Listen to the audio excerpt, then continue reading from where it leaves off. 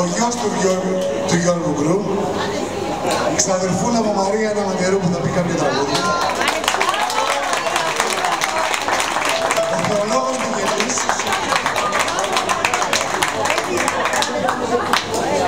Θέλω να πω το εξής. Θα πούνε κάποια τραγούδια που έχει μελοποιήσει ο Γιώργος Γκρούς από την ποιητική συλλογή που... ο Τάσος Γκρούς από την ποιητική συλλογή που... Θα πει και η Μαρία και ο Στάθης. Και φυσικά στο τέλος έχουμε την Ευρυδίκη,